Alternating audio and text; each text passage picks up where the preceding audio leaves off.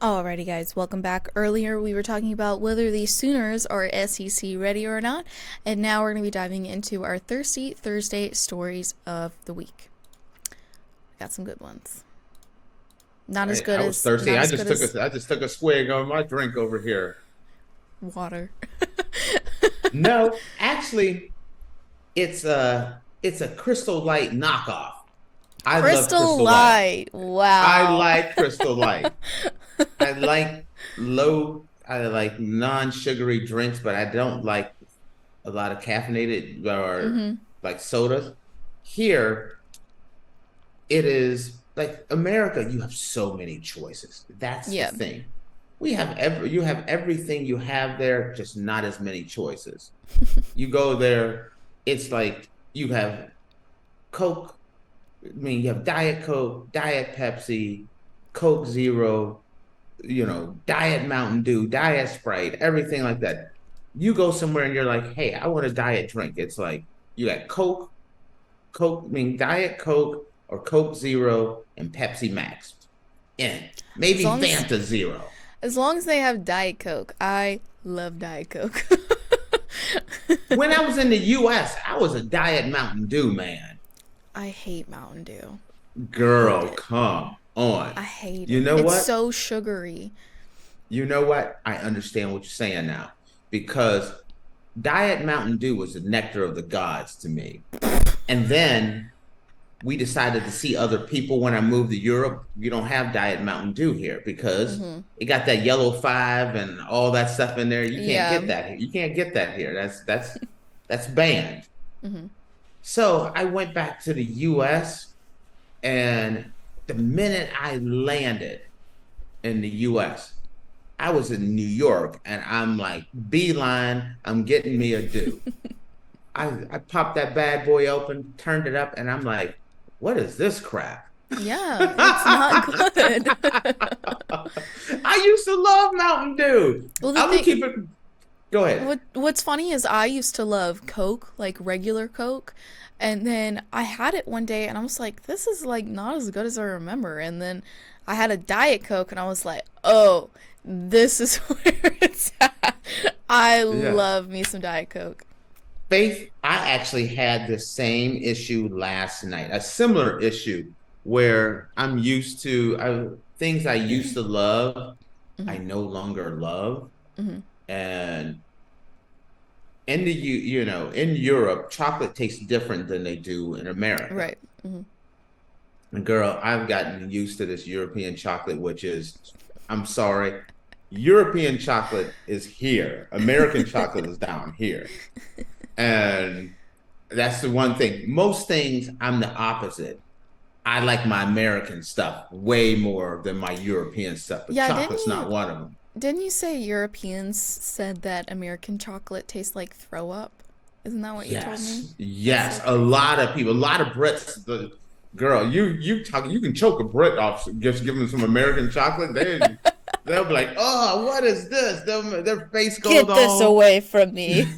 Oh, they think it's disgusting. That's so funny. But yesterday, we went to the store and they had chocolate and it was just like it was regular, it was chocolate, like American style chocolate. Hmm. And I've been knocking out that European chocolate now. And so I had some and I was like, this sucks. I Yeah. didn't think it was gross, Hmm. but it was very disappointing. Yeah. You know what I mean? It was just kind of like, oh, I could totally I don't need this at all. Yeah. So disappointed in American chocolate. I can't go back home and eat American chocolate, and Mountain Dew isn't the same. Hmm. But McDonald's, love me some McDonald's, still in Love America, McDonald's. and I'm a crunchy Cheeto man. I land. I I can't like get crunchy Cheetos here. I like the Cheeto puffs. I have to be in a mood to want the crunchy Cheetos. The But puffs aren't. You can get the puffs all day here. The Cheeto, the crunchy ones. You know the ones I'm talking yes, about. the original. Yeah. Yes, you can't get those here. Mm. That gets me a little upset. And then I like European Burger King way better than American Burger King. So I admit, I sorry I went on a There you food go. tangent. It's about All right. lunchtime. You Yeah, know how Tate's I hungry. roll. Can you tell? Okay, well, let's dive into our first Thirsty Thursday story. As always, these stories are from Reddit, so you guys, if you want, you can find them. I think I got them on, let's see what subreddit I got them on. Ask Reddit subreddit. So, okay. So, this is a doozy. It's a little long. All right. I like doozies. That's already getting brother fired up here. So, this story is about 40% my memory of the night and 60% other people telling me what happened, as it is a custom for good drunk stories. In college, my friend and I got invited to this girl's, Lacey's for the story, 21st birthday party. It was at this huge house that was bought by her Scrooge McDuck of a father and was shared with 4 other girls. It always seemed like Lacey. Oh gosh, Tate just switched the camera. Okay.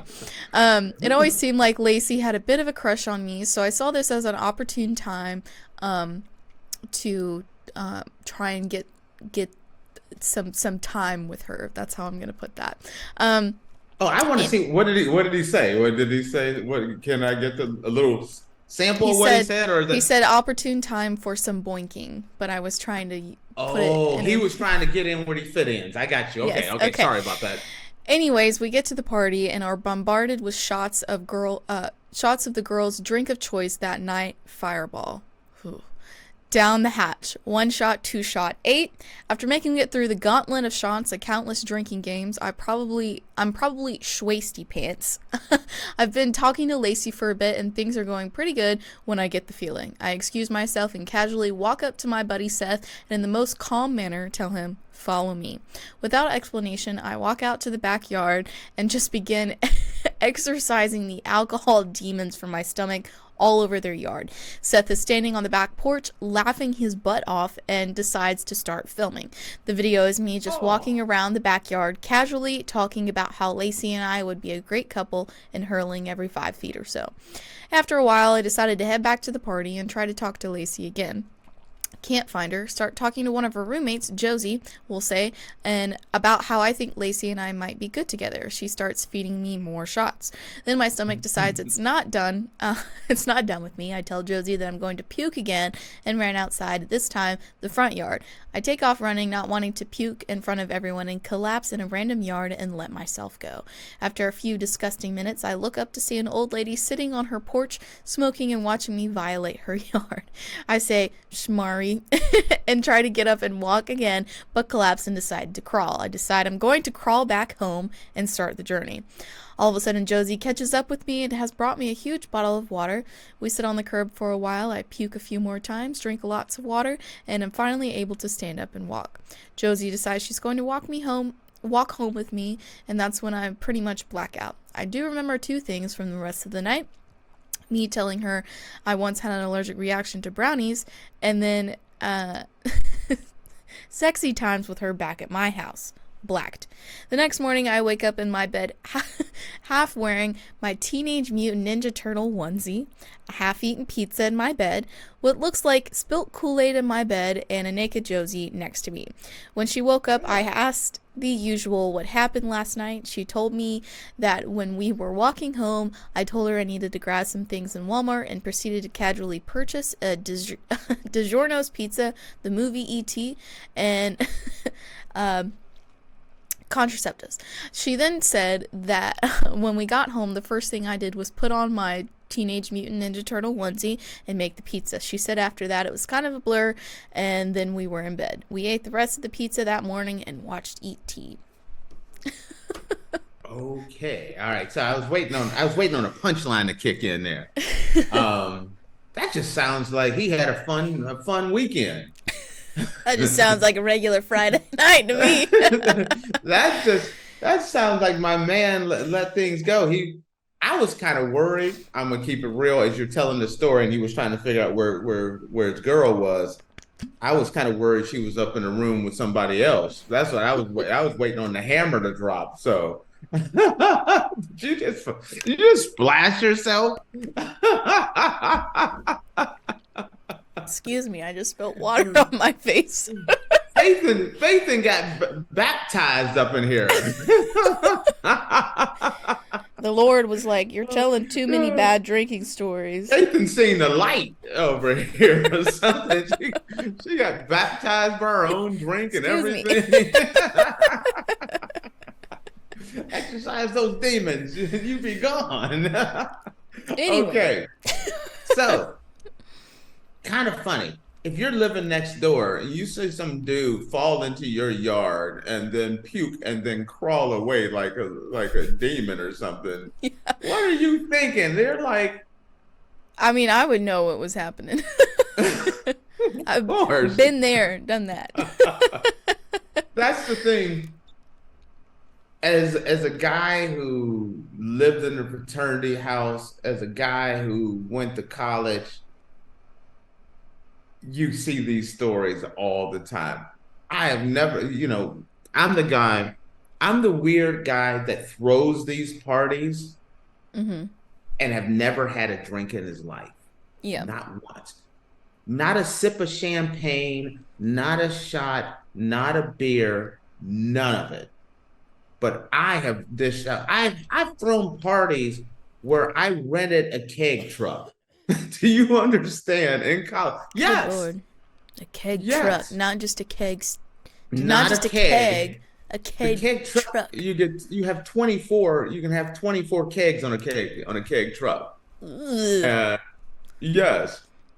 But I have never done this. I've never gotten drunk. I've never done any of those things. I'm the guy that throws those kind of parties, not partake of anything else. Which doesn't that sound a little weird or odd in a way? It does a little bit, yeah.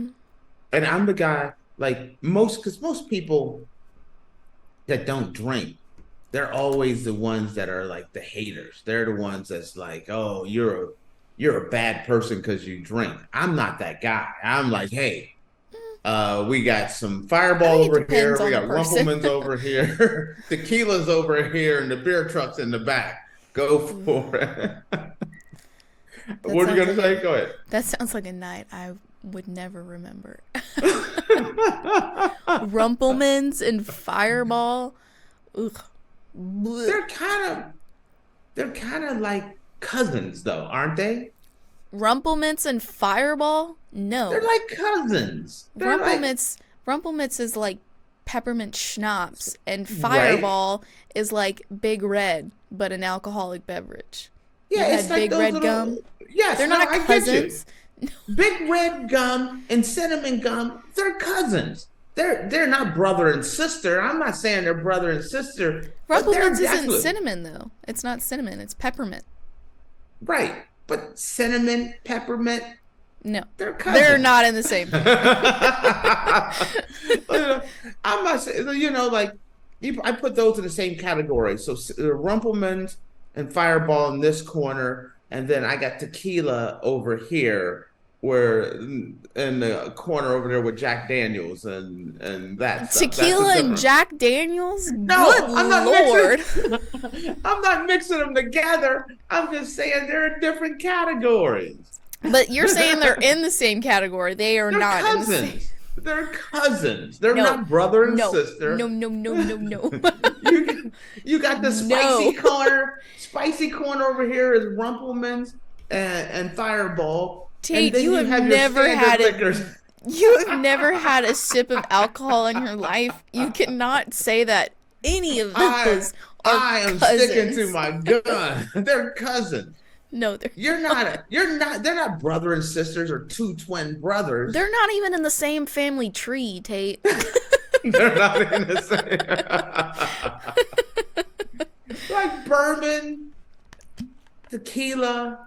That's the brown liquor category. Well, tequila's kind of, put the brown liquors. Brown liquors are brothers and sisters, and then you have the clear liquors. They're not all tequila cousins. Not all tequila is brown though. There is clear tequila. Right. There's some clear too. That's why I said they're cousins. They're not.